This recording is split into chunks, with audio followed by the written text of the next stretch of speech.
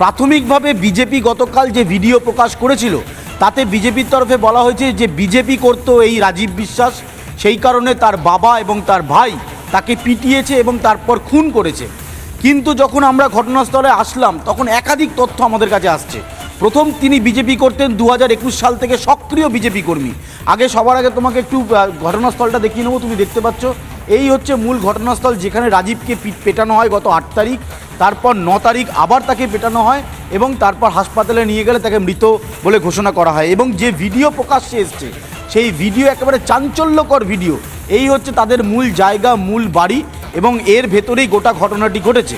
প্রাথমিকভাবে আমরা যখন এলাকায় আসি তখন এলাকার মানুষ যে অভিযোগটা করছে যে এই যে ব্যক্তি অর্থাৎ নিতাই বিশ্বাস, এই রাজীবের বাবা, এর বিরুদ্ধে একাধিক অসামাজিক কাজের যেমন অভিযোগ রয়েছে, তেমনই পাড়া প্রতিবেশীর সাথে খারাপ ব্যবহার করা, এটা যেন নিত্যদিনের কাজ ছিল তার।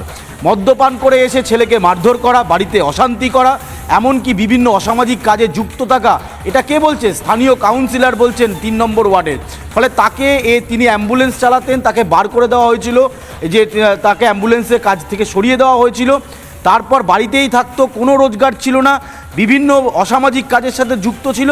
কিন্তু ছেলে বিজেপি করতো আর বাবা সেটা সহ্য করতে পারতো না, সেই কারণে তাকে মারধর করা হয়েছে। শুধু তাই নয়, একেবারে গোটা বাড়ি